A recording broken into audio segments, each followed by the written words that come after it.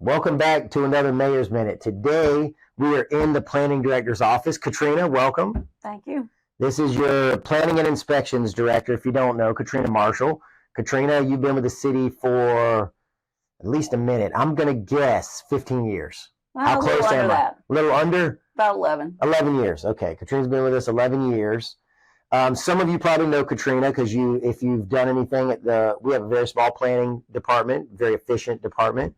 And you may have worked with Katrina on a couple things in the past. If you haven't, this is Katrina. And today what we're going to talk about is a subject that came about because our Board of Commissioners has really been talking about the appearance up and down Highway 70 around our businesses. And you've probably noticed the work that the board and the city have done to what we have, meaning the medians and the landscaping and even edging curbs and all that. And so the next level is obviously our commercial buildings that are along Highway 70. And there's a couple of issues that are coming up. Today, we're going to talk about temporary portable storage containers.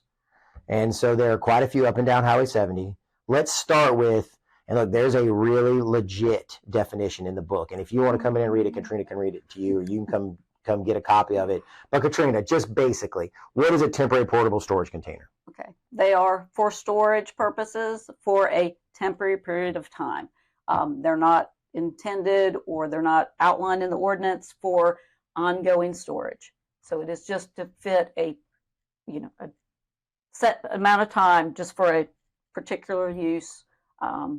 If your property's been damaged or you have a building permit and you're reconstructing or remodeling, we can understand that you need some storage, but not just ongoing as a storage building. That's not in the temporary. Temporary being the key word. Yes. Meaning if I'll use an example. Our Hampton Inn in Havelock in the middle of town did a massive remodel a couple years ago, or actually longer than that. And when they did, I think they had half a dozen or more containers at one point. 8 to 10 of them. But because they had an active building permit, they're allowed to have those containers during that period to store materials and all that while they're doing their work, right? So that would be a use where anybody in the city could have a temporary storage container on their property. Right. That's residential and commercial? Yes. Right. Yeah.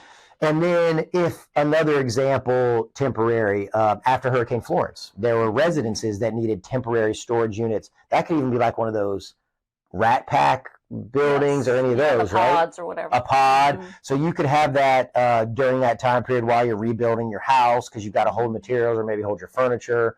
And so those are all allowed uses, right? And typically they come to your office to do that because they're getting a building permit, so you know about those, right? So it's all temporary in nature. So when we start talking about permanent, meaning I need storage at my structure that's going to become a permanent structure. If you're going to use a storage container, which is like these shipping containers that people like to use, you could do that in a permanent fashion, right? But it will require that you get a building permit and you go through the process of making it an actual structure, not just a container sitting on the ground. Right.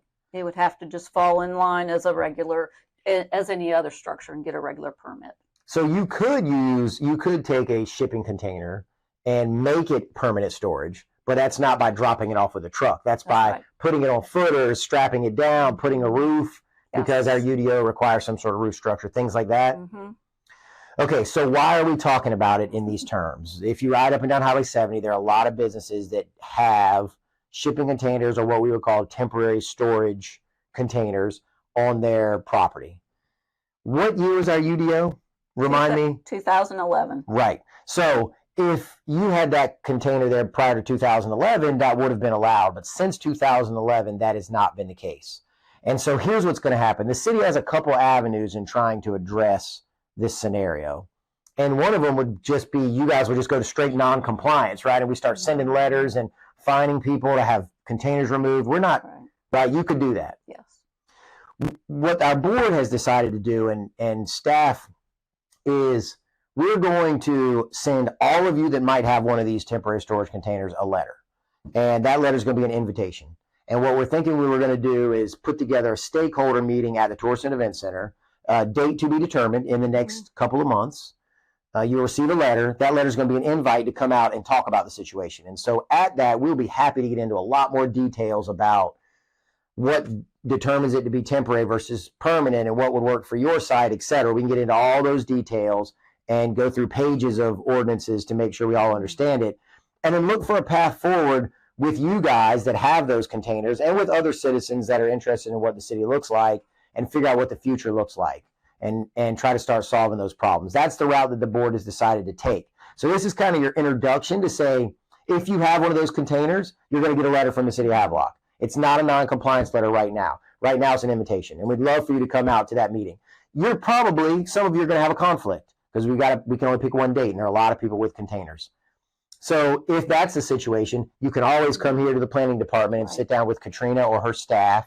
Call up here at 252-444-6411 and talk to somebody in the department and start figuring out what that might look like. Feel free to give your input once we started pulling it together. What have I left out, Katrina? How do you feel about do you like the idea of the stakeholder meeting as a way to proceed? I think it's a great idea because that way the board, the staff, the citizens of the community, the business owners of the community are all working together. So if you want to jump ahead and just go ahead and start figuring out what's going on with your individual property, feel free to call us. Otherwise, next 60 to 90 days, I would say we'll have a stakeholder meeting. We'd love for you to come sit down and talk about what this looks like and look at the future. For now, y'all have a great day. Thanks for tuning in. Thank you.